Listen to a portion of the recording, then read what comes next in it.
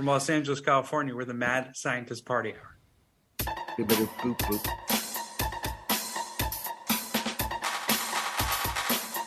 I wasn't picking my nose. Eat it. Oh, hello there, friends! Welcome back to another episode of Mad Scientist Party Hour. My name's Kevin Kraft, joined by a man who is staying true to his New Year's resolution by not wearing any pants or underwear, and is currently shoving his boner into a noisemaker horn. Ah! That's the dragon himself, Jeff Clark. Happy New Year, Puminati. I've missed you. And transmitting to us from the peak of Mount Everest, the frozen bearded booger-eating Sherpa known as Shuddy Boy. Yo, clap, clap. Happy New Year, everybody. Happy New Year indeed. And happy birthday to you, Shuddy Boy. Thanks, guys. How does it feel to be 41 years old? Not great. Yeah. I realize that we're currently living in the decade that my grandma was in when I was born. Both grandmas. Oh my God. Me too. Well, not both my dad's parents. My mom's mom was like 80 when I was like 12. Holy Christ. She was in this decade when she had my mom. Wow, what a baller. Really putting her cookie on the line, having a kid in your 40s. Your cookie and your life. I mean, I was looking at myself in the mirror in Florida, and the bathroom must have different lighting at my mom's place, and the fucking like little finger. Maybe I could come up with a cooler one. Reed Richards, like grays on the side of my head, are so fucking pronounced right now because I've been thinking a lot about, the second coming of John Cooper, because I'm really, really believing that it's going to happen. I'm like 99% sure this is going to go forward. So it's keeping me up at night. It's occupying a majority of all my thoughts. And I was thinking, I'm a shitty actor. I'm a fucking terrible actor. And when I was a kid, I always wanted to be one until I tried it. And I was like, oh, I'm garbage. I'm not very good at like pretending and faking. I can't show real emotions. Yeah. But I was thinking, like, it would be kind of cool to have a part in the movie. I feel like a lot of directors, especially indie filmmakers, when they're working with a tight budget, Kevin Smith put himself as Silent Bob. I don't really have any silent characters in this movie, but I was thinking, like, who could I play? And then I was like, shit, I couldn't even play, like, the roommate because I'm too old. I'd have to dye my fucking hair.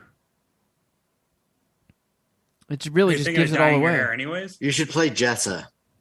Yeah. No, I have thought about it, but it's too much work, It would be man. hilarious seeing you with jet black hair like you're fucking Creed in The Office. Sometimes you just gotta ride the bull, am I right? Later, skater. Jeff, would you dye your hair if you started going gray? I'd consider it. My hair is getting pretty light, and it's whack, and I feel like that and a little weight loss is needed before I, enter the Tinder. I almost called it Humble. What is it? Hinge and Bumble pools. Yeah.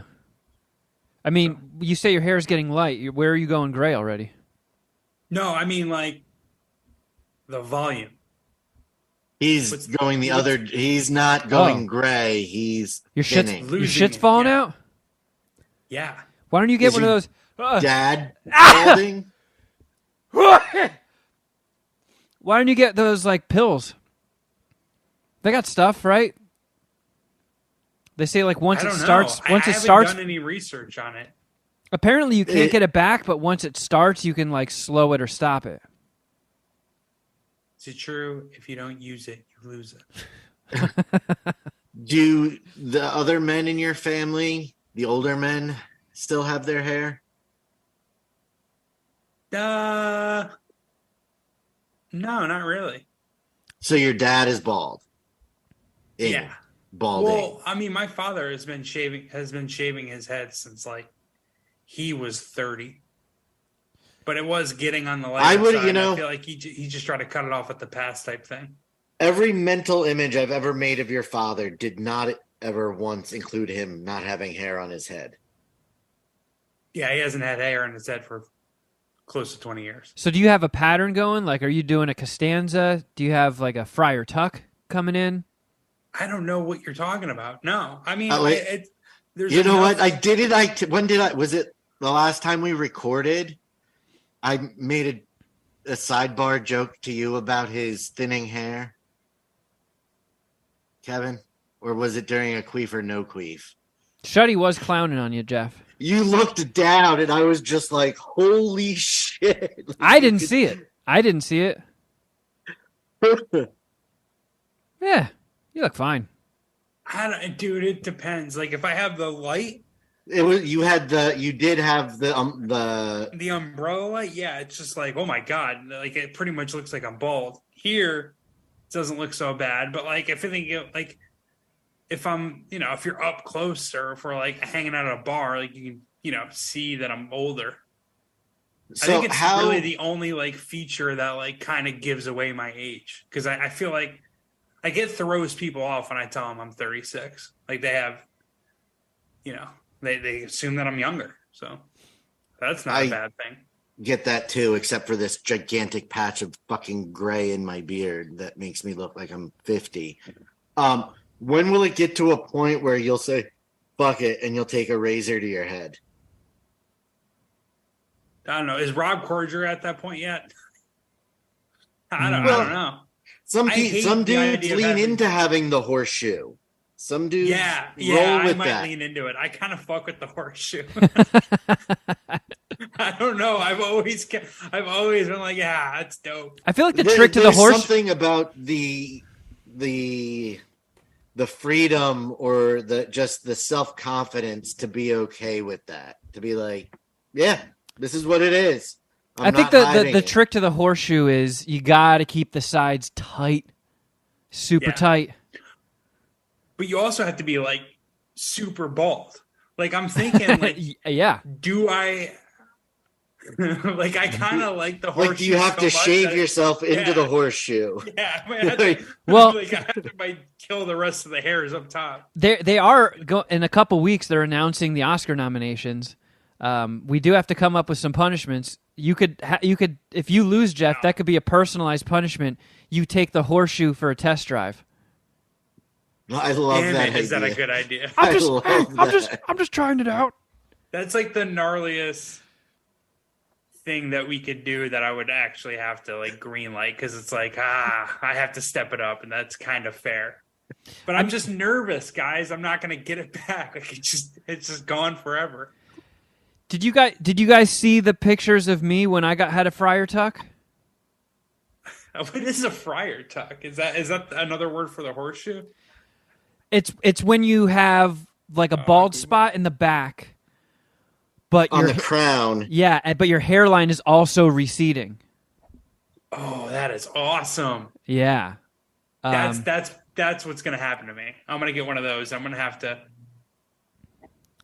I'm trying to pull it up right now. I think it's buried pretty deep on my Instagram. But Shuddy, if you allow the screen sharing, I can pull it up and show you. Well, I don't know how to do that. I thought we determined that last time. We've already done it before, Wiener Boy. You cock goblin. You stupid farting butt. All participants can share. There we go. I found it. All right. Wow. This is buried pretty deep. I apologize, everybody. Well, while you do that, nice shirts, guys. Yeah, these things are pretty dope, huh? These are fucking awesome. The new Poo-Tang Clan shirts. On top of everything, they're like really comfortable. Good they fabric. are. They're nice and like soft. They're not like for somebody who wears mostly death metal merch. The bigger bands like your Amon Amarths and what have you, their merch will be a little softer and better quality. But I like to spread love to the lesser known metal bands, and they do not have the budget for quality fabric, and it's like wearing a burlap sack. They're just so uncomfortable the entire time. And for Chris and I, it's important that everybody looks good and feels good. So that's why Chris suggested these shirts. Yeah, they're dope. That guy knows his fabrics. They are fucking amazing. I love this colorway. I think this is. Do we all have the same color? Do we all pick the same, the navy, or are you guys wearing black? And I'm no. I'm wearing the navy. I got all three. Nice. What are the refresh the Pumas? So it was black with white, and then the gray with red. The gray is awesome. My thing is like, I can't wear gray unless I'm working out because I sweat so much and it's embarrassing. But if I'm sweating while I'm working out, it's not embarrassing. It's like expected. But like my sweat streaks are going to show up in the gray if I like walk to the liquor store and back. And I believe these all got shipped out to pretty much everybody that's ordered them so far. They are still available on imallgone.com/collections/MSPH. There's also the hoodie, the crew neck, the All Seeing Poo t-shirt. And Groundhog's Day is coming up, and make a perfect Groundhog's Day gift.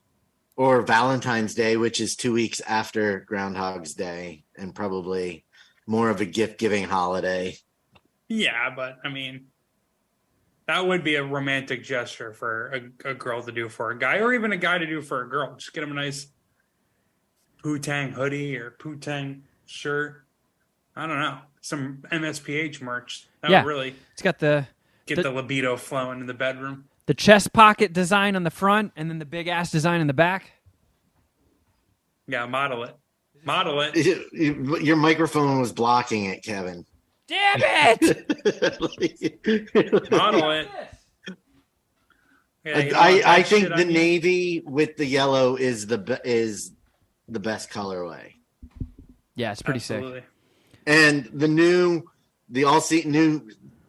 stickers also are really fucking rad. Yeah, and shout out to our homie Alex Wilson for the design. Yeah, thank you, Mr. Alex Wilson. Okay, I think I found the thingy. We love you. Let's see if this works. What's that? Oh, whoa. Yeah. Is that who's that guy? Blake Anderson from Workaholics. Not my best look. I'll say that. Put that in your Hinge profile. Has Carl seen that? Yeah. Oh shit! Now I don't know how to stop. Oh, there we go. Stop sharing. I've shared too much. Oversharing. Well, TMI. So we do kind of have to think about what our Oscar punishments are going to be. I was kind of like, we don't always have to go so hard with them. We could do something simple like an atomic wedgie. The loser gets an atomic wedgie. But do we have to find like a strong person to do that, or how is the atomic wedgie administered? Do I have to fly to Bethlehem? The punishment will be administered at a time when Shuddy Boy is visiting. So when Shuddy Boy's in the house, the loser gets wedgied by the two winners. All right. So we're trying to break someone's underwear, essentially. Well, I think we should get some fun special underwear for it. Yeah, if you buy boxers that are sizes too big, you might be able to just get it without ripping the band. As everybody knows, the atomic wedgie is when the wedgie goes to such an extreme it can come up the back of your head over the front of it, and you wear the waistband on your forehead. At this point, I'm convinced that's an urban legend. Yeah, I'm pretty sure the only way to pull it off like that would be if the band breaks. You have to like rip the fabric, the elastic, away from the rest of the underpants. Maybe. I mean, maybe it's like sucking your own dick, where like pretty much no one can, but it could happen. If your dick is long enough, you could get an atomic wedgie. Huh. And we all know Jeff has a micro, so that's We don't all not know that. going to Why- happen. It's fucked up. By the way, Shuddy, how are the new chompers feeling? They're all right. Sick of them already, huh? Just get rid of them. Fuck it. No. They did tell me that my gums from having the teeth pulled are going to start shrinking, and that's why I have to go back to get the permanent one refit before they make the permanent ones. So I'm starting to feel there's starting to be a little bit of a difference in space that I'm noticing, but Yeah, maybe you shouldn't pick at it like that. I'm just pointing at it. I haven't been picking at it. But they've been good. Don't pick it, Shuddy. Yeah. They've been good. Speaking of picking, do you still eat your boogers? No. Be honest. Jesus, Kevin. You know lies make baby Jesus cry. Oh, great, here we go. Special occasions. I don't need your religious bullshit now. Yeah. First politics and the Easter egg. Now you're bringing religion here. Well, let's keep the religion Dude. going. What was you get anything good for your birthday, Christmas? Yeah, I got well, Oh wait, where's that My- thing that you were showing on the Easter egg? Because we didn't have Oh. the video rolling then, but man, people on YouTube got to see this shit. Look at what fucking Shuddy Boy got. my sister had a 3D He-Man had 3D printed for me to put my headphones on when we're not recording. And that, That's a legit gift. This Yeah. is fucking awesome. it's like a mannequin head, but it's He-Man with his bowl cut or his bob or whatever the fuck you call that. Yeah, Bob, that's Fire Bob is cut. fair. No. Have you She- you made out with it yet? I have not. Oh, God, maybe if I give him a smooch, he'll come to real life. Can you get him like painted? Or like Probably. would you be She interested also in that? made me this. Well, the light's not is going to Wait, make she it made it? impossible. She made this. Oh, jeez. It's like a lightsaber. What the hell's going on? It's got the world's smallest He-Man and Skeletor figures in it. It's a snow globe. So your family is basically loading the syringes up for you and then tapping your arm to help you find a vein. Yeah, your family's your best dealer. And then Dom got me Grandmaster Flash, a Notorious B.I.G. and a Funko, and a Jam Master J. You basically live in a Toys R Us. My Mondo He-Man arrived, and when my Wu-Tang Clan shirts came in, this was in the bag specifically for a He-Man figure from Chris. A miniature Puminati shirt. That's kind of cool. Wait, you're getting it for Chris, or that came from Chris? That came from Chris. Gotcha. How many toys did you get, Jeff? I got sneakers and some clothes also. Yeah, I got a Ralph Lauren polo vest or You got a vest? pullover fleece, excuse me. I got some Jordans. I got some New York sports coasters. So Yankees, Giants, Knicks, Rangers. That's cool. Did Cheech make any Christmas goulash this year? No. Cheech made ham, sweet potato casserole, mac and cheese, and really has done a good job on like pretty much every dinner except for since the one that you came to and So crushed him for. All So of- he's gone back to traditional Christmas fare and everything's good. Yeah. is he just like completely scarred about the whole goulash thing? I mean, yeah, I don't know. Scarred. He kind of learned from the errors of his way. Like, yeah, it was a pretty bad attempt. So Is he I home think- right now? Is that why you just looked off camera? Yeah. And he's not. I mean, he's cool. He understands it now. But like, honestly, like, no bullshit. The guy has pulled off Christmas or Thanksgiving dinner with help from Bill, but mostly him captaining or piloting the ship for like 6 straight Thanksgiving and Christmases, so like 3 years. He's like Cheech Ramsey. Bill, where are the fucking yams? No, it's a team effort. I mean, Bill's more kind of overseeing it, but like most of the execution's done by Cheech. But I think you tried this before too. Maybe have you ever tried his peanut butter lasagna? Oh my god, yeah. That's like a Christmas tradition that's becoming a Clark staple, and he made it again this year, and it just gets better and better by the year. I was telling Carl about the peanut butter lasagna and how good it is. And I think just saying the words peanut butter lasagna made her laugh hysterically. Yeah.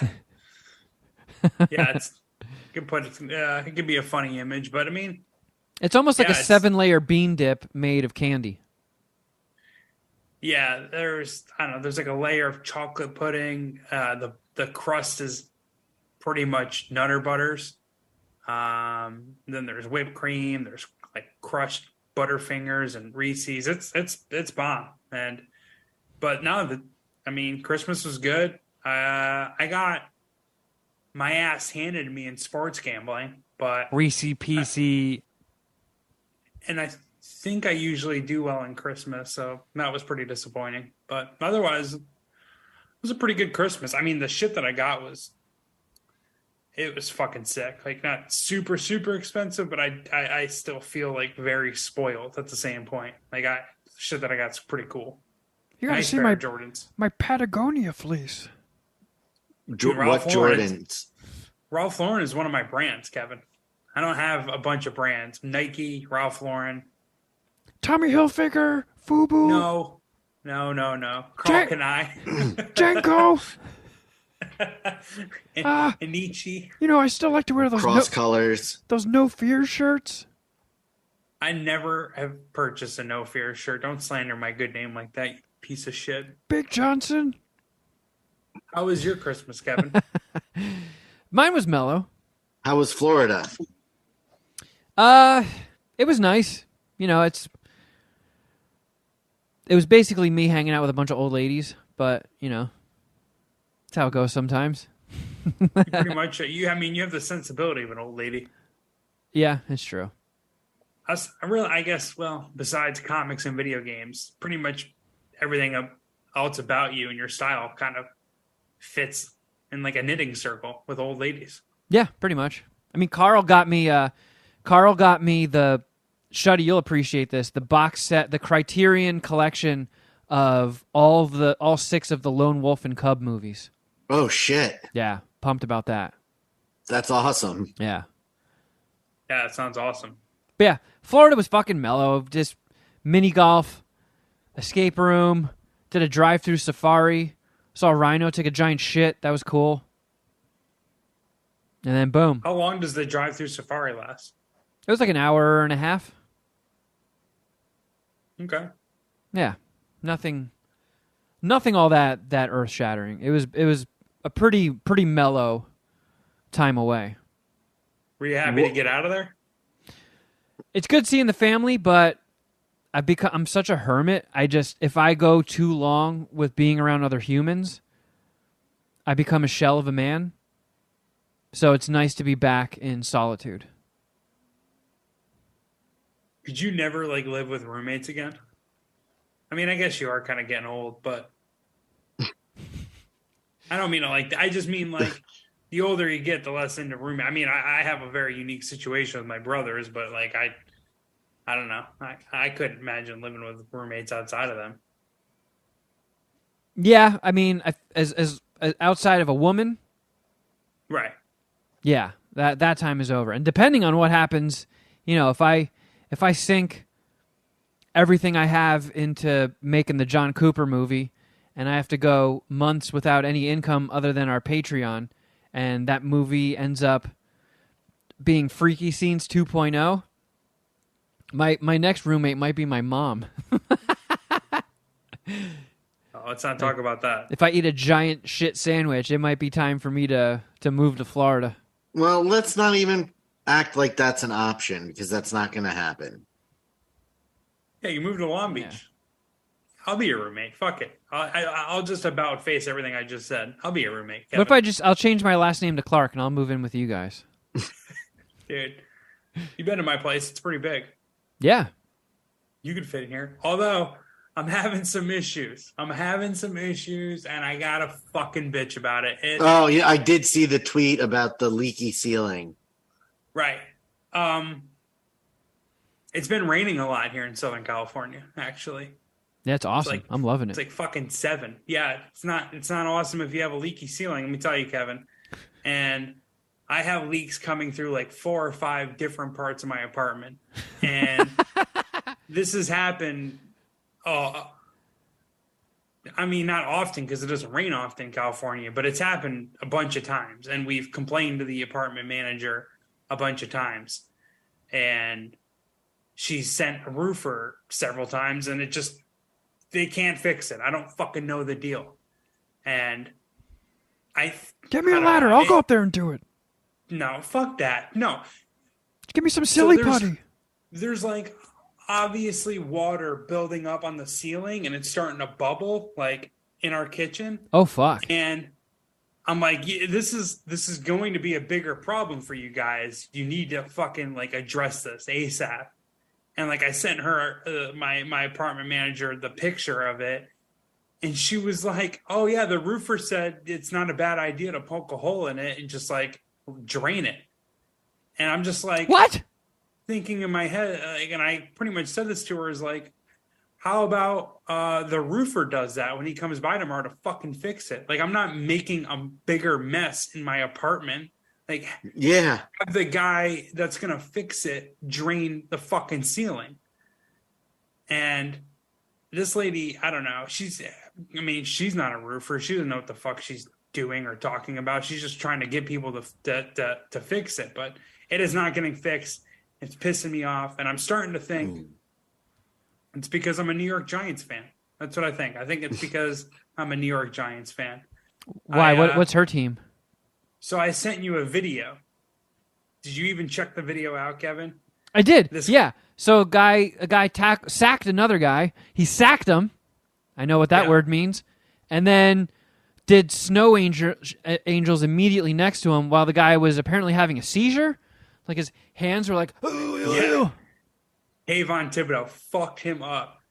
Well, that guy happens to be my apartment manager's brother-in-law.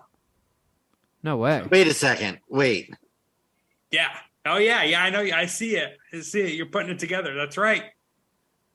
No fucking way. Sports legend. Yeah.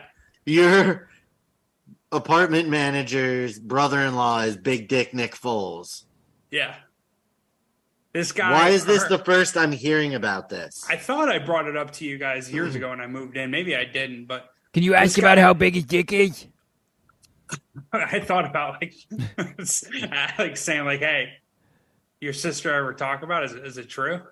But, yeah, this guy, didn't he get a billboard in Philly like saying Big Dick Nick on it? I think somebody did. Yes. Yeah, Kevin, you've heard about this guy, right? Nick Foles. I think we talked about him on the show. Yeah, I only know Big Dick Nick. I don't know Nick Foles. He's pretty like one of the more improbable Super Bowl winning quarterbacks ever. Like when you factor in his performance, he is the most improbable. Because, but what about his big dick? Well, that's probably a big contributor to his performance. But I mean, he's been mostly a backup his whole career, and backups have won the Super Bowl. But this motherfucker outplayed Tom Brady and like balled out, and it's kind of crazy. And yeah, supposedly he's got like a third leg. But I don't know. It's kind of like my way to name drop and little Fat, joke. But juicy slab of meat. I'm gonna send her the fucking video of the snow angels. I'm like, hey, this ceiling doesn't get fixed. This is gonna be you. I'm gonna do snow angels in your blood. It was so awesome, and people are like, you know how soft and sensitive people are, and it's kind of fucked up. But like in the old days, like not even the old days, like in the 90s, like people would be cheering that kind of shit, right? And I'm still like old school football mentality where if I see a quarterback get fucking destroyed, like my first instinct is to get up and like fist pump. Like, yes, fuck yeah, that's what we pay for. Yes. Isn't it like isn't it against the rules now to like Fortnite emote on people?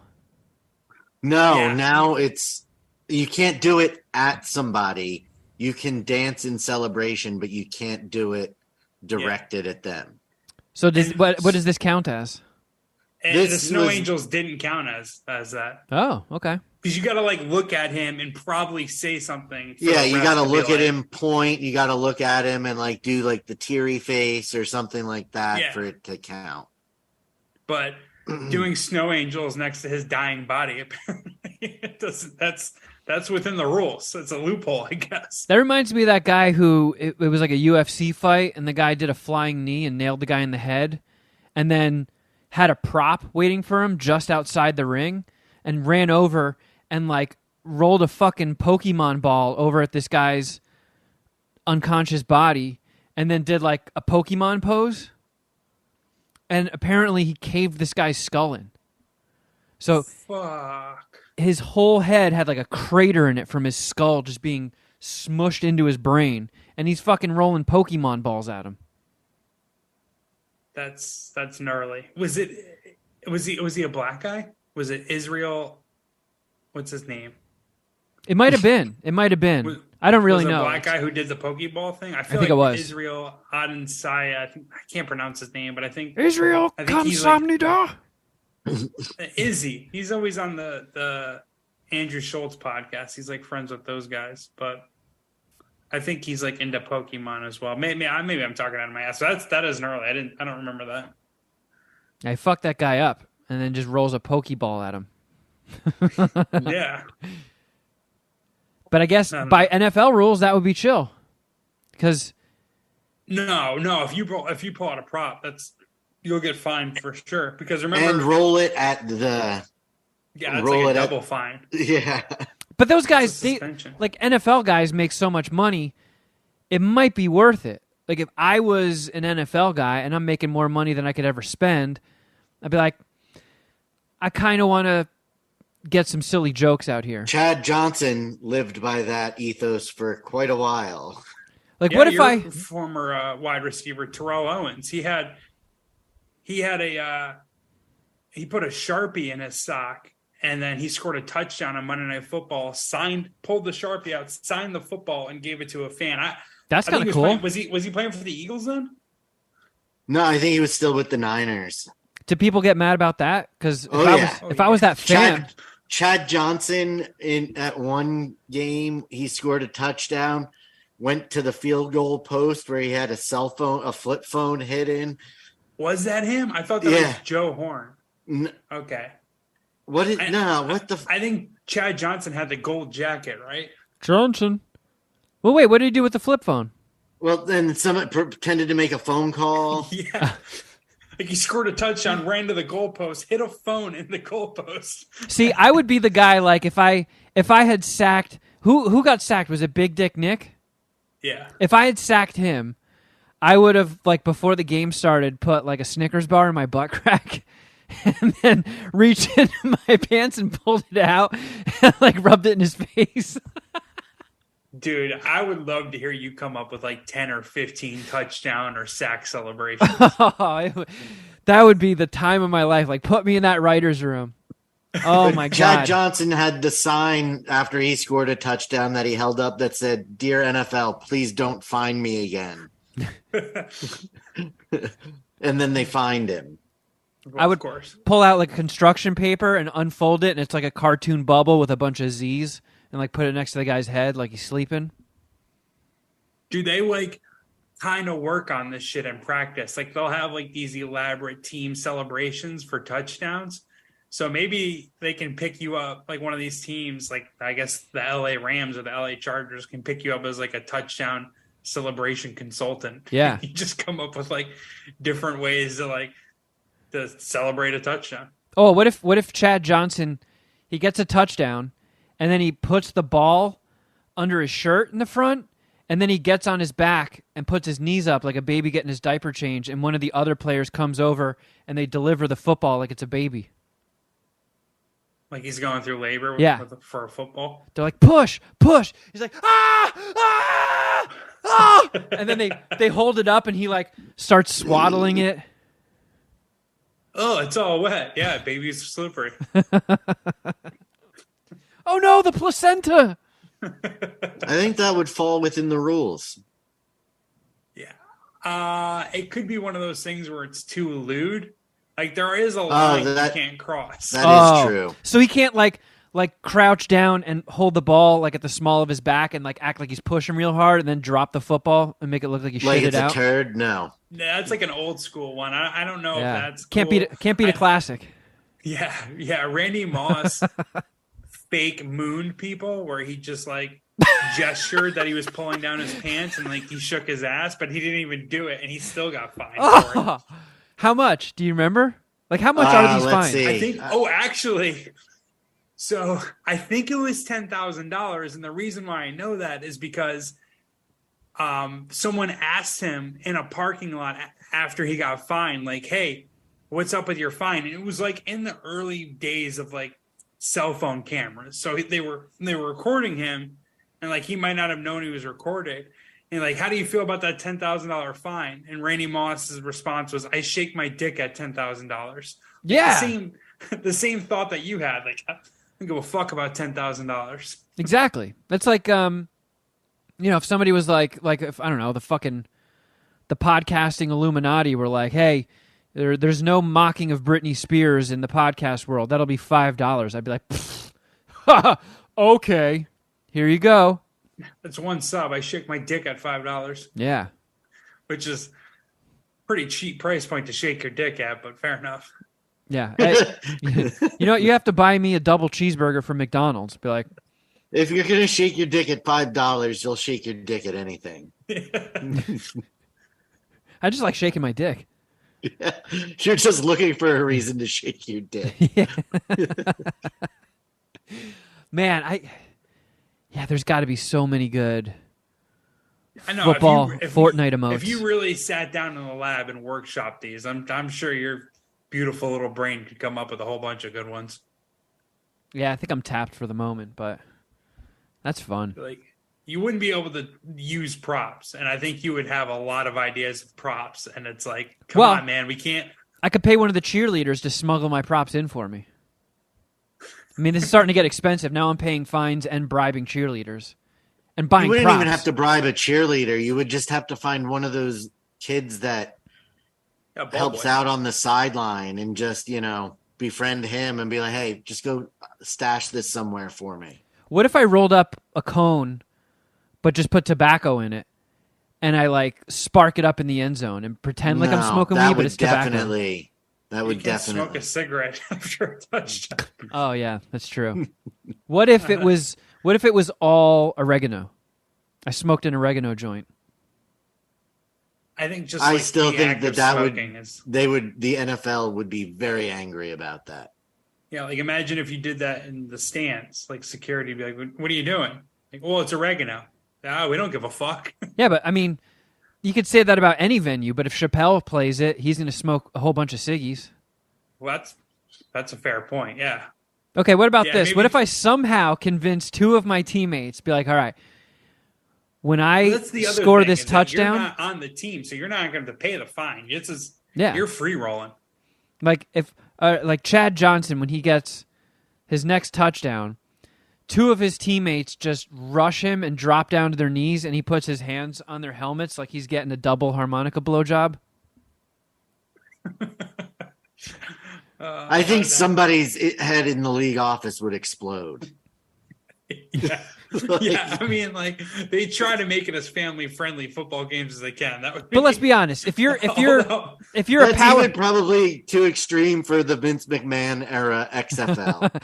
Yeah, there's a guy. Hold on, that just. But if you're like the king shit, they'll tolerate anything from you. They can beat their wives. They can fucking murder dogs. As long as you're a good player, they'll tolerate anything. Yeah, that's not true though. True. Yeah, to a certain extent, but Michael Vick did do time in prison and lose $100 million contract. Like it wasn't like consequence free. Like he definitely had to pay the piper. Um, this just made me what something you just said made me think of something. There's this offensive lineman in the NFL named Trent Williams who has one of the more ridiculous tattoos ever, and it's a tattoo of. Hold on. Oh man, I think it's a tattoo of two girls giving him a blowjob. Ah! He just has it on his. He just has it on his. I think it's his arm. I think it's a sleeve. So wait, God damn it. is there a penis? Like, is it like hardcore pornography if you were to look at it? I'm trying to think of what it is, or trying to find out specifically the tattoo. It's like not pulling it up right now. Trent Williams.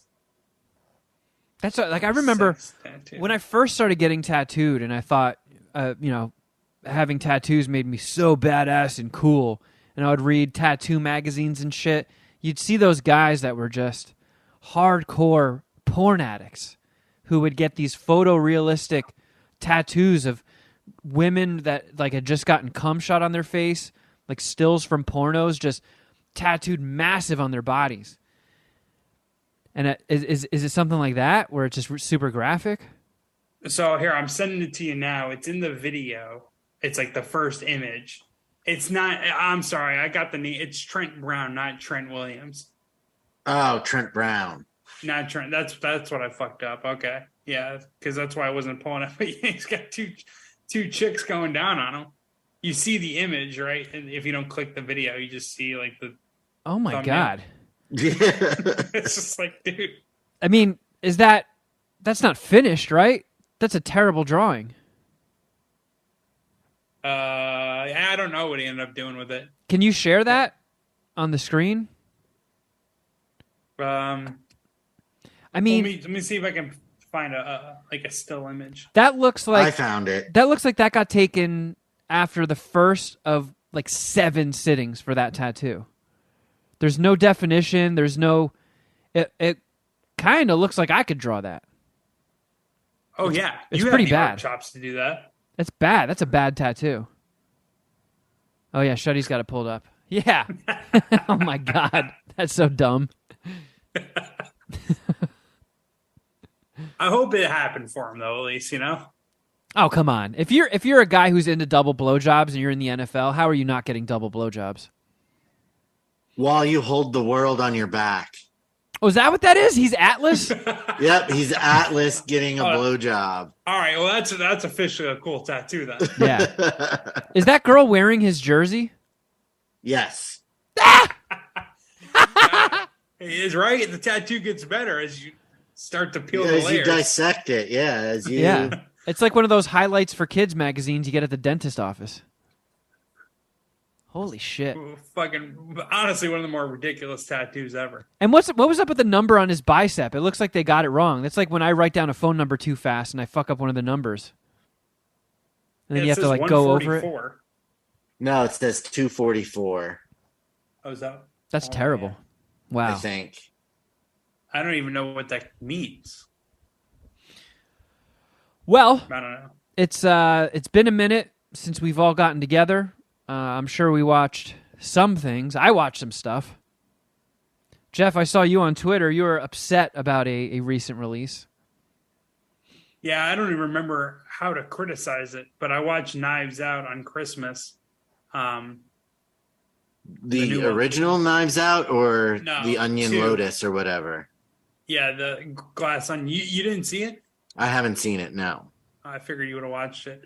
I thought it sucked, and I didn't like come right out and say that to my brothers or bitch ass Paul because I didn't think they agreed. And I thought like maybe I'm just mad because I watched it Christmas Day. It was a Christmas movie and I took an ass whooping in sports betting. So I was like, maybe I'm just mad that I lost money betting sports and I'm taking out on Edward Norton and Ryan Johnson. But they also, my brothers also didn't like it very much and thought it sucked. What did you guys think of the first one? See, I didn't even watch it because Paul and Bill spoiled the ending for me. Oh, that's right. and I was just so annoyed and turned off. And it's like I like mystery movies or whodunit stories. Well, let me ask you this: it's been years since that movie came out. Have you already forgotten the twist? Could you watch it now and have it be fresh? No, I know who the killer is, and that's that. I can't. Hmm. Right, like the killer's in the whole movie, right? It's no. It's Either way, I know. there's a I know lot who the more. killer There's is. that's kind of why I like Knives Out, the first one.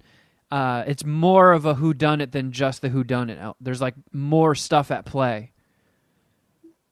Yeah, Than just and that was kind of the situation here, right? Or no? kind of, yeah. I don't know, like the guy that wrote and directed them, Ryan Johnson. I'll be right back, guys. The dogs need to go out. Okay. He's a huge whodunit mystery fan. He's a big Agatha Christie fan, and he's always wanted to make a whodunit murder mystery, kind of like Murder on the Orient Express and stuff like that. And you can kind of tell it's written by a guy who knows the genre well. Because, okay, for somebody who didn't like Knives Out, Glass Onion, did you appreciate any of the twists and the kind of intricacies of the story, or was it all stupid to you? No, I was mostly stupid. I'm spacing out on what exactly I didn't like about it. I mean, this is obviously just my like a personal thing, but like I thought, what's his face? Daniel Craig's accent was like weird. It was like a foghorn leghorn impression. I didn't Yeah, he's like got that. that Cajun New Orleans Southern thing going. Yeah, but he's from Georgia. I do declare this is one hell of a mystery. I didn't even know. It didn't dawn on me how preachy the movie was, or how preachy the movie could have been taken. I didn't realize that like Ed Norton was like Elon Musk the whole time. Well, he's not. Ryan Johnson, because they've been working on this for years, and I think somebody asked him, like, did you intentionally make him like Elon Musk? He's like, no, like this has been in the works forever. Oh, okay, all right. But I don't know, man. I don't know. It just wasn't that into it. I just thought the story was kind of lame, and it was boring. There wasn't like enough mystery to it for me. And I don't know. Like I think once you found out about the sister, it's kind of like, oh, all right. Like there's really nothing. There isn't that much more else to the story. All right. I mean, I thought it was cool. I liked it a lot. Yeah. I thought there was a good cast, well acted, and I don't know. This might be the chode in me, but whenever there's a movie, especially as time keeps going, I think that was one of the big things about the early Bond films and like the progression of the Bond films is you just get to see technology is always a couple steps ahead of where it actually is in the moment. So if you watch the old Sean Connery Bond movies, the gadgets that he gets, you're just like, well, wow, they gave him like a charger, like a phone charger or something. He just gets like some whack fucking thing, like, oh, here you go, here's a top of the line electric potato peeler. Go kill Dr. No with this or something. But it's like going to be available in Brookstone in like a month. Yeah, but this, as the Bond movies go later and later, the technology is like, whoa, now we're talking. That's some cool shit. And every time they depict an ultra rich billionaire person, every year they have to one up it. And I just thought the stuff that this guy could afford, and if you were a billionaire, what would you put in your house, and just the cool shit he had. I was kind of, my broke ass was in awe of that. Like, oh man, if I won Powerball or something and got hundreds of millions of dollars, maybe $1 billion, what a fucking cool pad to have. That's fair, but I mean, it was a fucking murder mystery. Yeah, I know. I was just picking apart like what my pea brain enjoyed about it, but I liked the whole thing. I thought the acting was good.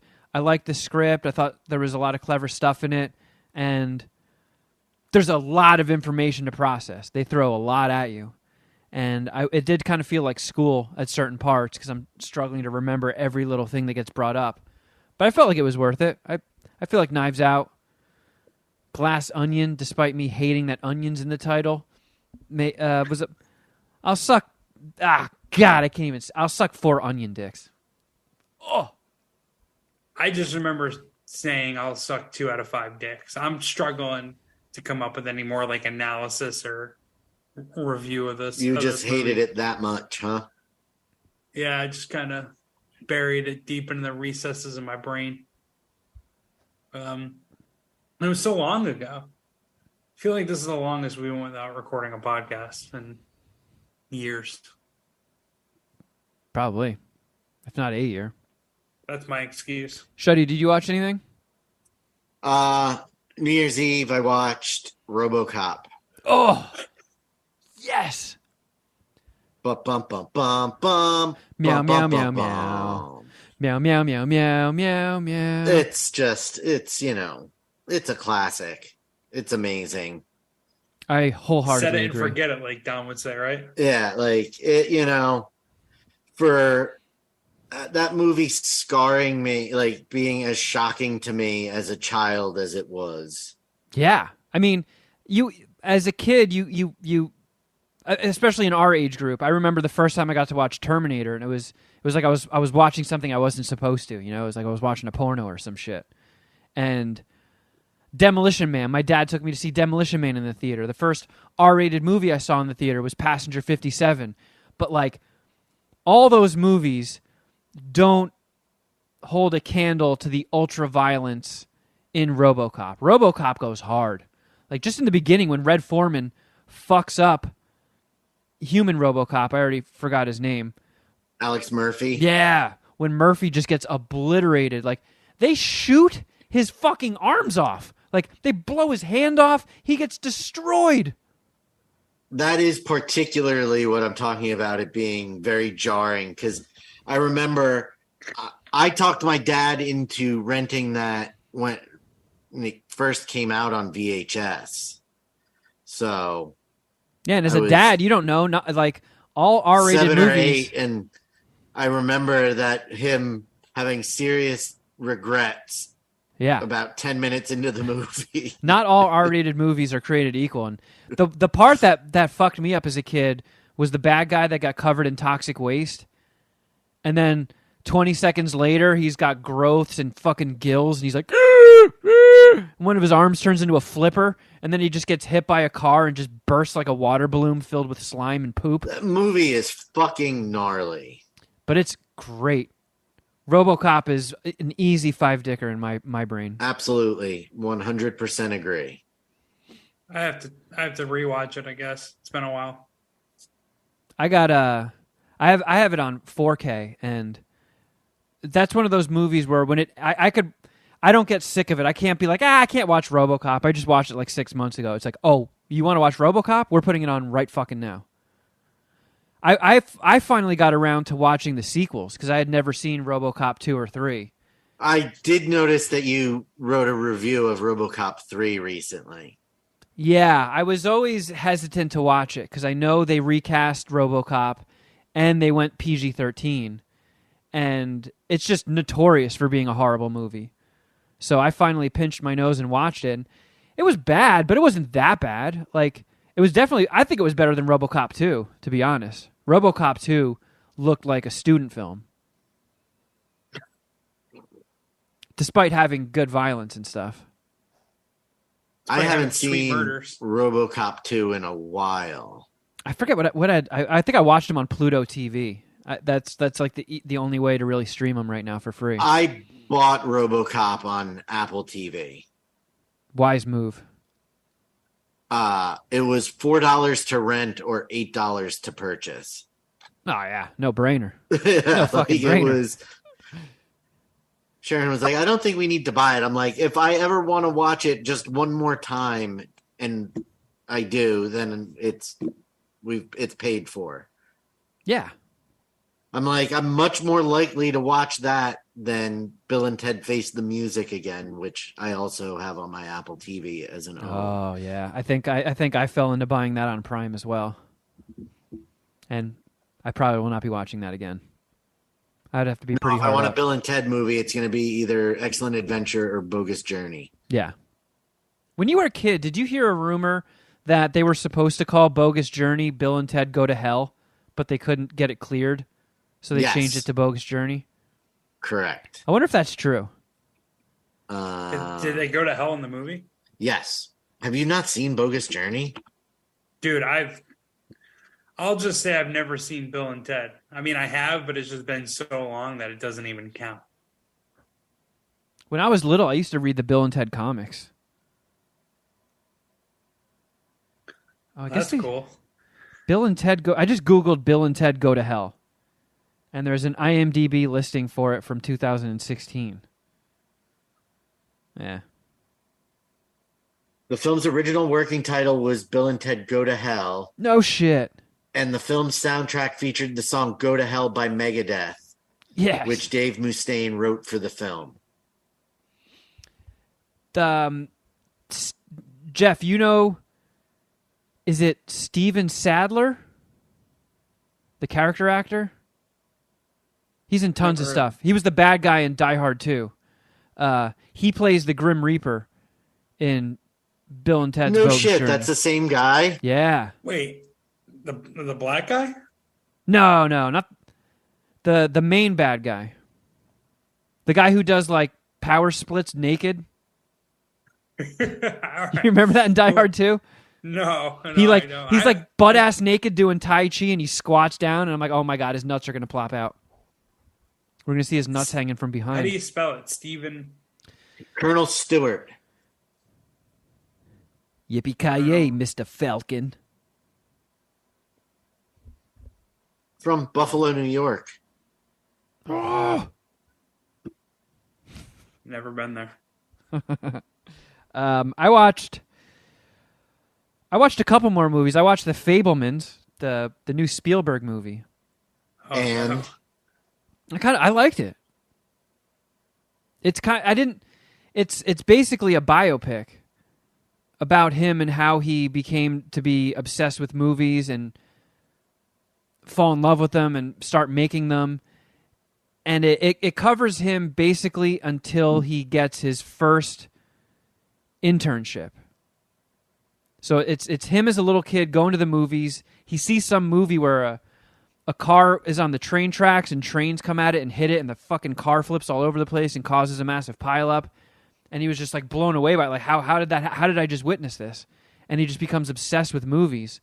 And it covers him just convincing all of his friends to be in his movies and all the clever little tricks he does to make stuff look realistic.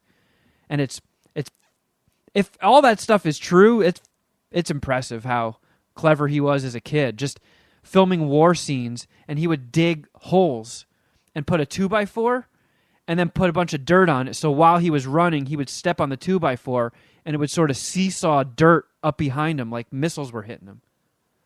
For like a 10-year-old or 13-year-old to be coming up with shit like that, it's like, oh yeah, of course this guy was going to be hailed as one of the greatest directors to ever live. Long Beach, baby. But it also was half that and then half the story about his family life. And apparently all the shit in there, as weird as it was true. It was kind of... Yeah, I heard his mom is kind of sucks. Yeah, there's some loopy shit going on in that family. And it was interesting of somebody of that prestige to just air his dirty laundry out in a movie. And be like, yeah, this is the weird shit that went on in my family when I was a kid. Is his mom's probably dead, right? You Yeah. would think. Yeah, both of his parents are dead, but they lived long. Because, after watching the movie, I had to be like, what's true in all this? Let me look up Spielberg's parents. And I think his dad lived into his mid to late 90s, and his mom made it to her 90s too, I think. They lived really long. Wasn't the story, I guess it's spoiling it, but I mean, it's apparently it's just on the internet, right? Like, wasn't the story that his mom left his father for his father's best friend? There's a little bit of something like that. Fuck, dude. Like, I watched it with my mom and and my stepdad, and they both loved it too. And anytime because my mom is big on these biopics. She was fucking all about the Bohemian Rhapsody, and Rhapsody. Rhapsody. Jeff. What? That's fired. Behemoth. Wait a minute. Raspberries? He fucked up. Don't make this about me. All right, come on. Wait, is she gonna go see the Whitney Houston movie? Probably. I think supposedly it's like 3 hours long. They have some Christ. fucking nerve making that movie 3 hours long. They do. I really just wish filmmakers would go back to making movies under 2 hours again. But anything, the Elton John movie, the Queen movie, the Elvis movie, which I watched on the plane, and I'm on team Elvis kicked ass, surprisingly. There's finally a Baz Luhrmann movie I liked. Holy shit. Oh, okay. The movie kicked ass. Yeah. Were you ever do you like Elvis at all? Yeah. Elvis has some bangers. Fair enough. Yeah, I don't have anything bad to say about Elvis. But after that, my mom immediately just grabs her laptop, and she's like, apparently the only thing that they embellished in this movie is that Steven Spielberg didn't get his first camera from his mom. That's like the one thing they changed for some reason. But I thought it was dope. I'll suck 4 Spielberg dicks. It was good shit. And then the last thing I watched that I'm very curious to get your thoughts on, Jeff. Are either of you guys aware of that Netflix documentary called Stutz? No. I'm not it's about a psychiatrist, right? Yeah. Or the psychiatrist for famous people? It's Jonah Hill's psychiatrist. And he films a whole bunch of their sessions and makes a movie out of it. Yeah, that seems pretentious and fucking lame. I don't know. I like Jonah Hill and all that, but I don't know. He's being kind of weird lately, I think. But how was the movie? I mean, I'm with you where on paper, because I feel like a lot of dudes that are similar to us in personality sort of roll their eyes at psychiatry and therapy. And it's like, all right, yep. Pay somebody to just listen to me whine for an hour a week? Okay. I just think it's an entitled thing. Like, you're not entitled, but like, you have to have money to get good mental help. And it's like, I don't know, you got to kind of work on that yourself, I think. The thing I liked about it was this guy, he's kind of cool. You know, he busts his balls and he makes jokes to break the tension. He swears a lot, and he doesn't look like the type. He looks like just a regular therapist. You know, he's very reserved and he's an older guy, and then he'll just start dropping F-bombs. And you're like, oh, this guy's kind of funny. I like this guy. Does he ever say the N-word? He doesn't get racial, but he does make jokes about banging Jonah Hill's mom. Okay. But it was... How long was it? Was it like a... It's an hour and a half. Oh, okay. It's a movie. He does... It's a lot of it is this guy basically giving his secrets. He's like, this is how I help people. Like, if your life is off track or you feel like shit, you feel overwhelmed, here's a couple of tools on how you can sort of get your shit back on track. And I thought the stuff he gives out is good info. Do you say anything about like calling your friend Leonardo DiCaprio and having him cheer you up? I think he dealt more with just general stuff, right? Not specifically Jonah Hill. His sadness about being a fat kid growing up, his brother dying.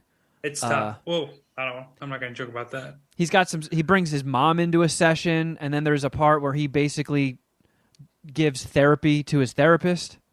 And there's no way to describe it all without it sounding douchey and pretentious, but watching it is not as douchey and pretentious as you would think. I actually would be curious to your thoughts, Jeff, after committing 90 minutes to it. Because I actually enjoyed it. Maybe I'll grant you that, Kevin, and I'll watch it. This is something I could, yeah, and she liked it too. Oh, Shuddy's gone. Right. Beat the shit out of Parker and Miles. Yep. But yeah, I thought it was cool. I think it's something I'll watch again because it does kind of motivate you a little bit, and the stuff he says does make sense. It's not all that douchey. It's kind of just things getting broken down, and you're like, huh, I don't think I ever thought about it like that. Is it like the law of attraction type shit? No, it's not. It's not The Secret. You know. Smile more. No, it's more grounded than that. I dated a girl once that was so into The Secret, and I was just That like, must have been tough. all right, I'll read it. But isn't that a phase? I'll like, read it. Did you break up with her before she got out of The Secret, or did you leave her and she was still all about it? You know what I'm saying, right? I don't know. It was kind of like she revisited it, and it was fresh in her brain, and she was all about it, and then it just sort of tapered off. But it was, I don't know. I think it's kind of bullshit. I think The Secret is bullshit. It essentially says if you want something bad enough, you'll get it. And if you just trick yourself into thinking, I am 100% getting this thing that I want, I think you need more than that. I think there was a part of it that literally said you can do nothing. If you just sit around all day and you're like, I'm going to be a mega millionaire. I know it. And you don't actually put effort into it, the universe will just give you millions and millions of dollars. It's that ridiculous. Right. If I'm remembering correctly. And I That tried was my it. impression. I tried putting myself in that mindset. I was like, I'm going to do it. I'm going to sell a screenplay. I'm not wishing for billions. I'm just going to wish for. I'm going to be so sure of myself. I am selling a screenplay. That never fucking happened. Not yet. Maybe you just didn't secret hard enough. What if there was some mechanic in Alabama, and he read The Secret, he was inspired by it, and he's like, you know what? I'm going to fuck Britney Spears. And he just sat around all day. I know it. I know with all of my heart and soul, I'm going to fuck Britney Spears. You think some light's going to go off in Britney Spears' head and like, I'm going to drive to Alabama and get my tires fixed. And while I'm there, I'm going to fuck the guy that does it. I'm going to fuck a townie. Yeah, it's preposterous. I'm going to sit around all day and I'm going to think about how I'm going to get superpowers and the universe is going to give me fucking superpowers. Are you kidding me, Oprah? God damn it. But Stutz has some real shit that's practical that you can use. Yes, that's what I'm saying. If you've Fair ever enough. rolled your eyes at therapy and you don't want to pay for it and you got 90 minutes to spare while you're scrolling around Netflix for 45 minutes and you can't pick something, I'd say it's worth throwing it on. No. Yeah, maybe I'll do that. I don't know. There's not football tomorrow, so. Oh, by the way, I should give an update on our last episode. We did a poll. Who has more five dickers, Schwarzenegger or Stallone? Oh, And yeah. Schwarzenegger in a landslide, 71%. Man. Our conversation didn't sway him in any way towards Stallone, huh? No. One of the movies that I didn't mention, wish I did, maybe could have swayed some voters and gotten more people on the Stallone side. Tango and Cash. I fucking love that movie. I love it. I got to rewatch Five that. dicker. It's been a long time since I've watched Tango and Cash. I Let's see have if a it's streaming anywhere. feeling it's going to be cheesy, or you're going to think it's cheesy now. And then I'm going to have a feeling I'm going to be mad at you for saying that. So, I mean, oh yeah, it doesn't look is like it it's streaming top-notch anywhere. storytelling and acting?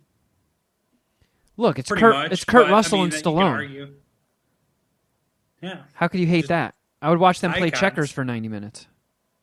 exactly. And not only are they not playing checkers, it's an action movie.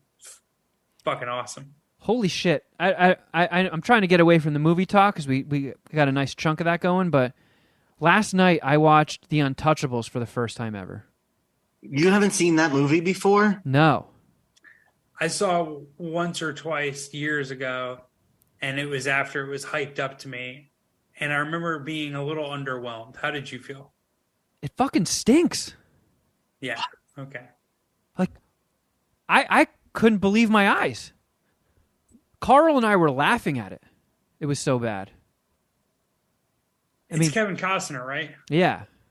I like Robert De Kevin Costner. Niro, Sean Connery. Andy Garcia. And I can't believe they got all those people together. And it's directed by Brian De Palma. And who did the screenplay? David Mamet. It's like, how did this get fucked up so bad? But it was just corny. All the lines, like the delivery was so corny, and all the stuff that happens in it is so improbable. But spoiler alert, movie's 35 years old, but when Sean Connery gets shot 5,000 times by a machine gun, and he's just like, ooh, aye, ooh, and then he turns around and gets shot 50 more times in the back, and blood's exploding everywhere. He's like, ooh, that's schmutz, ooh, that's schmutz. And then he falls to the ground and lives for so long. What? He exploded. He's a pile of gore. And he's like, oh, they shot me. So silly. I couldn't believe it. Connery got a fucking Oscar for it. Yeah, and you won an Oscar? It's a 7.8 on IMDb. Yeah. I couldn't believe it. Which is what I agree with. I think it's an excellent movie. When was the last time you watched it? It's in the last 5 years. I mean, the shootout at the train station or whatever with the baby carriage falling down the stairs? Ridiculous. So silly. I'm on Kevin's side here for the most part. I'm looking through Brian De Palma's filmography. I thought he did Scarface. He did. Yeah. Thought he did Scarface. I would say his best movie, I think Carlito's Way is my favorite Brian De Palma movie, now that I'm looking at the full list. I actually like the Black Dahlia with Josh Hartnett, and I think Scarlett Johansson's in that. Yeah, I gotta watch that. I haven't. I saw that once. Blowout is a really good. Impossible. Yeah, he did the first one. He did this movie called Blowout with John Travolta in 1980. That was really good. And John Lithgow was in it. That was a good flick. But man, Unforgivables. Holy shit. I still think Mission Impossible 1, the original 1996, is my favorite. I think I'm still on 3 with Philip Seymour Hoffman. That one was sick. Emilio Estevez saying, "Hasta lasagna, don't get any Anya." In the first one, has always stuck with me. In the first Mission Impossible? Yeah. I don't even remember him being in that. He was the tech guy. Yeah. Emilio Estevez? Yeah. He dies in the elevator. Yeah, like in the first scene. Yeah, he's like in the elevator shaft being the tech guy, and then the elevator squishes him. Man, the fucking guy that gets killed in the elevator in Unforgivable or Untouchables. The guy points a gun at his head, and then the camera shows just a straight-on shot, and he goes, he like gasps and puts his hands up and makes the silliest face in the world, and then gets his brains blown out. Fuck that movie. Holy shit. Yeah, I remember it being overrated when I watched it.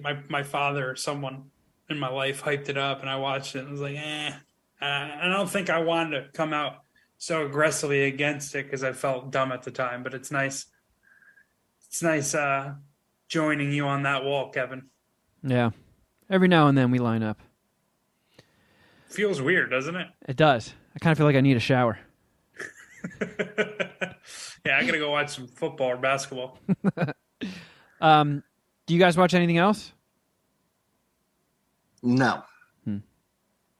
Okay. I feel like there's a documentary I should be talking about, but I don't know. Man, Carl and I watched something last night that really made me wish we had enough Patreon subscribers to where we could do it for a living, because it gave me an idea for a Patreon show that got me so excited. But we're just doing too much. We don't have the time for more shows. But if we did a show called The Worst Shit on Netflix, and we did a watch-along, kind of like Supermarket Queefs and Queef or No Queef, where she was like, I want to watch one episode of the show because I know it's going to be dumb. And before she even finished the sentence, I was like, yeah, let's do it. And we put the show on called Knife or Death, hosted by Goldberg, where... The wrestler? Yeah. I've watched Knife or Death. They have these goobers come out, and there's this white guy who comes out in a fucking kimono, and he's like, I am a samurai. Hi! And I'm like, dude, you're white. You shouldn't be doing that. And he You has, think it's cultural appropriation? I mean, he has like a degree black belt in samurai sword shit, and some Japanese sword maker smuggled a sword to China to send it to him because they don't allow China. samurai swords to be flown out of Japan because they're national treasures or some shit. So clearly, Japanese people aren't offended by this guy. But if you looked up a picture, you might start like getting a little. Your hands would get a little clammy for this guy on his behalf. You're like, oh man, you're as white as can be, and you're in a fucking baggy pants and kimono with your samurai sword. And there's a dude who has to check Kimono, dog. all of the fucking weapons. The most useless guy on any TV show ever. He's like, time for me to check out your blade. I'm Chad Knifington. Wah, wah! And he slices up a cat scratching post. He's like, you know what? Your blade checks out. Here you go. You can compete. It's like, you stupid dipshit. Get the fuck out of there. If their knife sucks, let him go out in the court and fail. But he got down on his knees and bowed and presented the sword two-handed to Chad McKnifington, who sliced up a cat scratch post and then handed it back to him. And he just goes, hi, hi, hi, as he slices through things in the obstacle course. It was fucking hysterical. I'm like, there's probably so many bad shows like this that you always just scroll over. But if we watched just one episode and did director's commentary as it played, and then we did like some Netflix dating show, like there's probably so much bad shit we could be making fun of. Yeah, do they have MILF Island on there? Is that Netflix is the one with MILF Island or MILF Manor? I don't. Yeah, I saw the headlines. I don't know where it's going, but I know MILF Manor is the thing. That is the most obvious double standard in fucking reality TV history. Like, imagine if they shipped a bunch of college chicks to go hang out with fucking old guys. Like, imagine. Holy shit. Could they not do that? What if we made No Nut Manor, and it's a bunch of incels, and there's porn all over the place, and all of their meals are prepared by naked chicks, and they're constantly being shown predators, but no one's allowed to jack off or nut. And everybody Murder will be committed. You live in a coffee shop. If you nut, you get eliminated, and it's just like the last guy standing, and it's just two dudes with elephantitis of the balls just sweating like, oh, I just want to whack off. That could be interesting. That's copyrighted by Puminati LLC. No one can take that. I'm going to be pitching that to Netflix. No Nut Manor. It's going to be our 5th tier on Patreon. Yeah, me, Jeff, Shuddy, Alex, and Seek are all going to lock ourselves in an Airbnb, and no one's allowed to jack off. Oh, man. I bet you one of you queers would break. There's our Oscar punishment. No jacking off? No nutting for a month. Man. We're going to get that'll produce 4 very bitchy podcasts. Well, I mean, you guys have chicks. You'll be all right. No. I'll be grumpy as fuck for a while. Oh, I was born grumpy. I mean, for sure, but every now and then I release the bad energy right into my toilet bowl. Oh, nobody look, I gotta get the poison out. All right, let's chip away with the remaining time we have left for Mount Voicemail.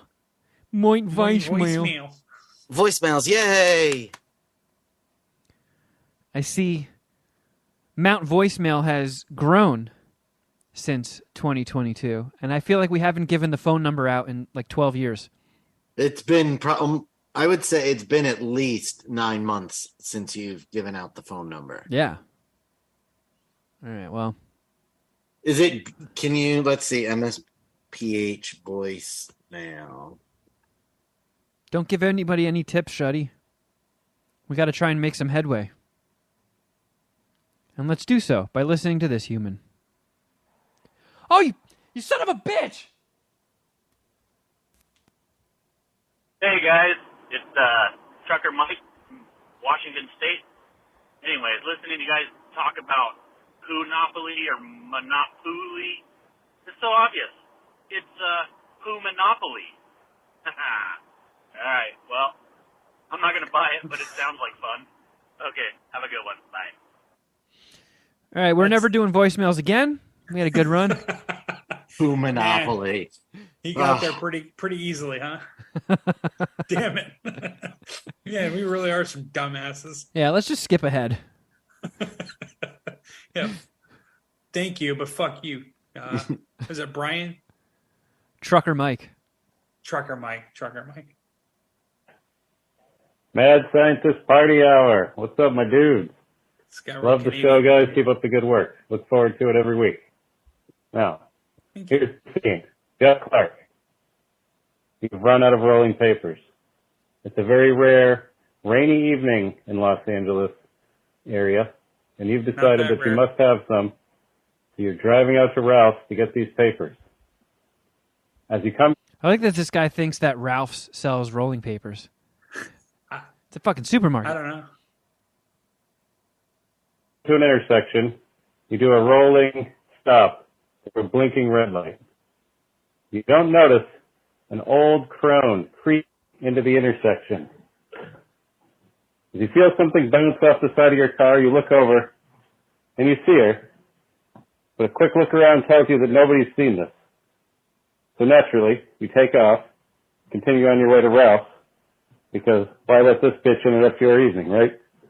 Anyway, unbeknownst to you, this was the very same gypsy crone that put the hex on Kevin all those many years ago. She happened to be in L.A. looking for Kevin to lift the curse from him before she died. Another good one, Jeff. Thanks a lot. Always there to help out a bro. Anyhow, with her dying breath, she cast the curse on you instead. Oh, this no! Curse can only be lifted either when you die or when you suck a dick. The curse means that every item of food you consume will taste like chocolate. Doesn't matter what it is. Beautiful pizza from Trader Joe's, fresh. Oh, that smells so good. Fucking pizza. But as soon as you take a bite, chocolate. Fried chicken, chocolate. Strawberry ice cream, chocolate. Everything you eat, no matter what it is, smells like the food it is until you put it in your mouth. Where it's... If Jeff sucks a dick, will it taste like chocolate? I mean, you're not ingratiating me towards this dick. I feel like I'm going to go with the chocolate instead of the penis. Like, yeah. I don't know. It feels like an easy one. Hey, Jeff, what if everything tasted good? How would you suck a dick then? Tastes like chocolate. So, you tell me, Jeffrey Clark. I'm also pretty sure this is the plot of Chocolat. Will you suck that dick, or will you eat chocolate for the rest of your life? You come on, man. Are you hearing yourself? What do you think? Yeah, did you? I'll take the chocolate, I guess. I mean, my mom sent me a lot of chocolate for Christmas. I'm still working on it, and it really never gets old. Yeah. Every time I feel a little sorry for myself or I lose a couple basketball bets, I just chunk off a piece of chocolate. Yeah, dude, I don't know if you got the memo, but chocolate tastes pretty good. It's pretty rad. All right, well, couldn't stump Jeff there with a dick sucking, but let's see what this next human would like to say. Mad Scientist Party Hour. Good evening. Big country here. It is October 14th. I'm just going to start dating my voicemails. Just to make it seem like I'm actually being relevant and not talking about something in the past. Listening to episode about Kevin's mushroom experience with his friends back in the day. Smoked a lot of weed. Wasn't that much into psychedelics. Did mushrooms one time or twice back in the day. And I actually had a fantastic time. Didn't really trip. It was more like just like an amplified weed high for me. But again, fantastic time. I would say maybe about 2 years ago, I was still living at home, hadn't gotten married yet, still living at home. And let's just say I'm in a profession where you cannot indulge in anything. Some may even He's You're a cop. He's Mormon. say Fucking fuzz. I'm in a profession where people like me enforce things like that. If you catch my drift, wink, wink. I'm still not getting it. Drift caught. Gotcha. But Don't in offer bed. this guy coke. still living with parents. You know, my father's retired from his job, so been indulging a little bit. You know, getting back to the 70s. I went into the refrigerator. I was laying in bed. I was watching Parks and Recreation, and I was laying in bed, and I went to get a little snack. Saw a little bar of chocolate, probably about size of a giant Reese's peanut butter cup, one of the big size ones, and I ate it. About 7 minutes later, Ron Swanson's mustache started to move, and I said, "Oh fuck!" Yeah. I just ate one of my dad's special chocolates. This is probably at 11:30 at night. I had to be up and at. Is it a weed chocolate or a mushroom chocolate? I think it's a mushroom chocolate. It'd have been awesome if he kicked his fucking father's door down and arrested him. Freeze! You're going to jail! Where did you get this shit from? Tell me your supplier. Waterboards his dad to get information out of him. work at 6:30 a.m. It was one of the worst moments of my life. I was tripping balls. I was freaking out. My father was trying to calm me down. I ended up purging to get all of that in my system. I thought it was weed the whole time. And I'm like, that can't be in my system. Turns out it wasn't weed. It was mushrooms. You know, mushrooms, food poisoning. So it calmed me down a little bit, out of my system in a couple days. But just wanted to share that. I've been contemplating whether I was going to call in and share that story. But, all right, guys, keep up the good shit. Can you call back and tell us what precinct you work for? Yeah. Just let us know your badge number and the name of your captain. We'll go Karen. We'll fucking call your manager. Yeah, I had a house guest one time eat an entire chocolate bar edible that was meant to be broken up into pieces and enjoyed slowly. And that person slept for close to 24 hours straight. Who was it? Are you not going to divulge that information? Is it a cop? It's not a cop. I'll say it's Was it Nana? No. I never dosed Nana, unintentional. Well, without her asking for it. But it was a woman. Nobody I'm related to. All right. I know who this is. This Triz.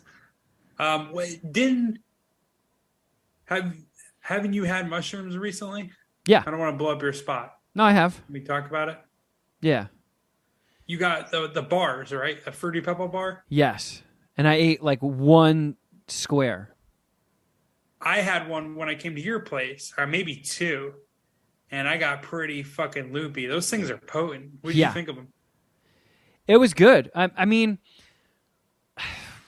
my big issue with mushrooms is it makes me anxious. And I wish if it wasn't for that, they'd be fucking great. And I never used to. Like, I used to eat mushrooms, and it would just be a laugh fest. I would just giggle the whole time, and it would be great.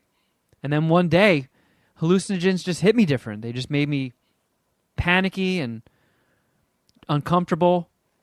And I was like, this is what I'm like to begin with. I don't want to pay money to amplify it. But I did okay.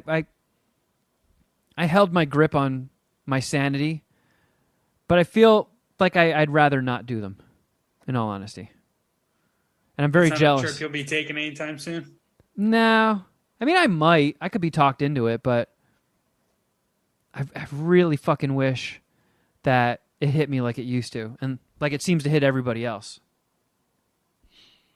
All right, we got time. Yeah, we got time for more. Let's see what's up. Hey guys, this is Pyro. Listening to you guys talk about snowboarding and bitching about, like, the dumb shit that goes super slow or fucking stop on the hill. And, yeah, they're fucking retarded.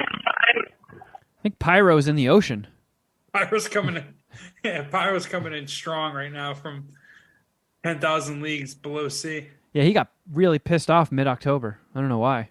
I was winoing down a hill, probably doing like 35 to 40 on a hill. Most people were doing about 25 down because, like, why would I want to go slow when I can go fast? And I came out of this corner it was like trees, and then as soon as you got around it, a fucking steer stopped dead in the middle of the fucking hill. So I always stop facing uphill because, like, Man, this is brutal. Pyro, what happened to your phone? stop hard, I like to drag my fingers on the hill basically. And so I fucking was digging my board in like a motherfucker. Supposed to do the fucking ice shard. Like, he was like, oh, my fucking space hurts. I'm like, well, quit stopping on the hill, you fucking retard. And then just fucking pop back forward and left, because fuck that dude. Anywho, figured I'd tell you. I agree. Those fucking stop stopping. Have a good one.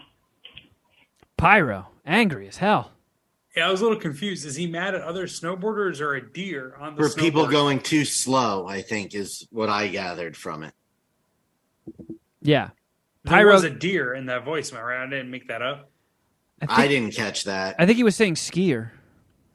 Oh, okay. All right. All right. Yeah, that makes more sense. Man, yeah, a deer in the middle of the fucking snow slope or the slope, that'd be lame. All right, let's do one more voicemail.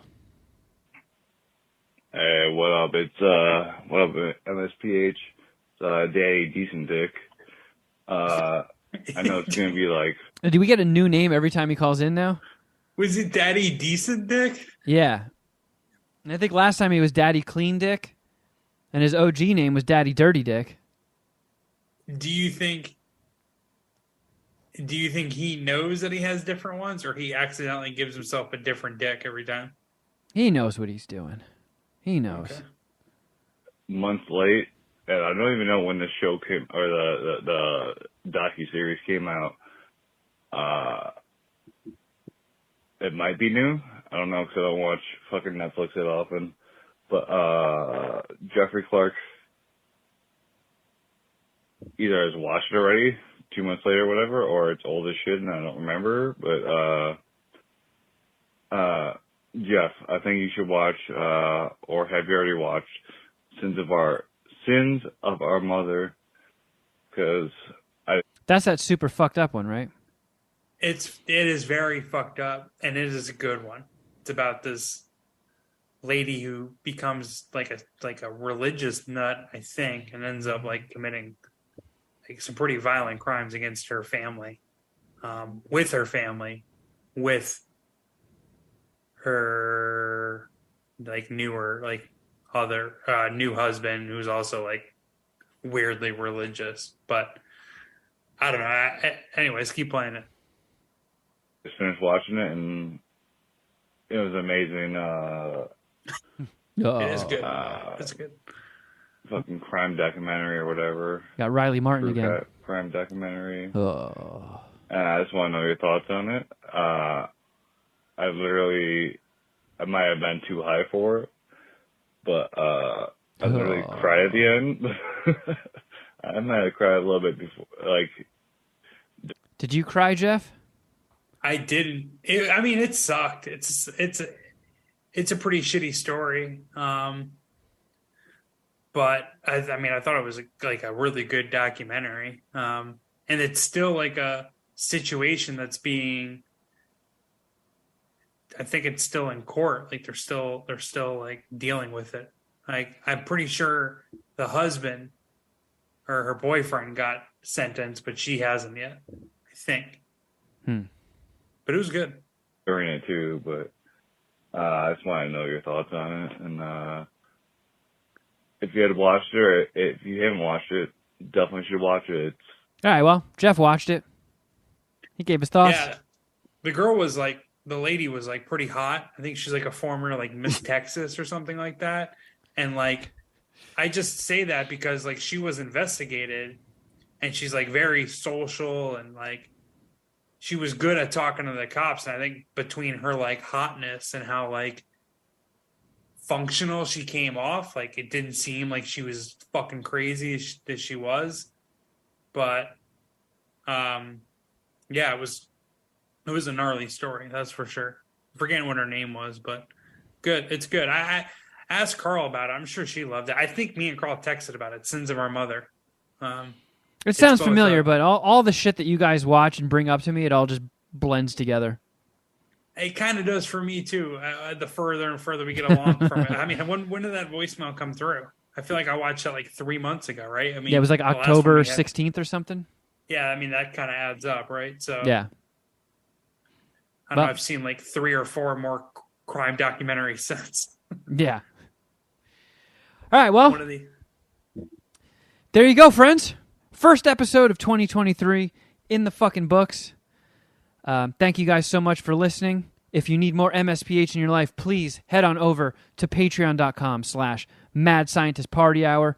So much content waiting for you. It is are we starting year 6? Yeah. So, Patreon, yeah. Yeah. So jump on board if you haven't already. Keeps us afloat, keeps the show going, and you could argue some of our best content is accidentally behind there. Like we were just brainstorming. I don't think it's an argument. I think that it's pretty much factual that some of our best content is over there. But it wasn't like on purpose. Like, hey, let's really kick it into high gear there. It was just like, all right, well, people are paying. We need to come up with ideas for shows. And who thought Queef or No Queef was going to take off the way that it did? Exactly. But I mean, turn into an international success. Yeah. It's a sensation for sure. It is, yeah. And if you've never heard it, holy shit, do yourself a favor. If your New Year's resolution is to be a happier person, this will help. And if Jeff is your least favorite member of the Holy Trinity, definitely listen to this season of Queef or No Queef. Yeah. You can have a lot of laughs at Jeff's expense. Somehow gone worse than my fucking NBA betting season. So check that out. And if you'd like to watch these episodes on YouTube, minus the Easter egg, youtube.com/Mad Scientist Party Hour. Every subscription, every like, every play, every comment, all that stuff, it helps for some reason. So if you don't mind taking the time in your day, check it out. Jeez, I can't imagine why we just have not blown up with send-offs like that. Well, I mean, the shit's awesome. I just feel it sucks. It sucks that that's the matrix code behind it all. Like, unfortunately, the only way our show grows is people subscribing to us on YouTube and digitally panhandling. Like, oh, please subscribe. It makes me feel unclean. Speaking of digital panhandling, do you know that people are on TikTok literally doing just that at this point? Yeah, what are we doing as a species? Delete TikTok. Subscribe to our Patreon. Blew my mind when that was revealed to me. Where they have like their Cash App or their Venmo. Yep, their Linktree and their wish list, Amazon wish list, and their Cash App, Venmo. Hey, at least we give you something for it. Right. It's fucking lame. Terrible, and I wouldn't do it, but it is like pretty easy, right? And like if you just throw it out there, some people will do it. If we I wonder if we put in every YouTube every show we posted to YouTube, we posted like a Cash App link like to like one of our accounts or whatever and split it. I wonder if we would get money that way. I don't know, man, but should we internet panhandle, or I think our Patreon's gone good enough. We don't have to do that. Yeah. I am interested to see if we could get any money. These kids might have a good idea. Hold on. Yeah, who knows? Wait a second. Is this retarded? Let's discuss this a little bit. Is this retarded? All right. Anyways. You can also follow us on Instagram. I'm at Kevin Kraft. At Shuddy Boy. At Jeffro Records. And at MSPH Podcast. Shuddy, where again can people get these fine Poo-Tang Clan shirts that we're all rocking today? I'mAllGone.com. IMALLGONE.com. Nice. And then if you go to the collection section, we have our own section. Yeah. And there will be new stuff coming in 2023. And some old stuff will be available again. Oh, shit. Very mysterious. Very mysterious, Shuddy boy. New year, new clothes. Check him out, friends. And, I think that's about it. So, we'll catch you guys on Patreon land. But, until next time, something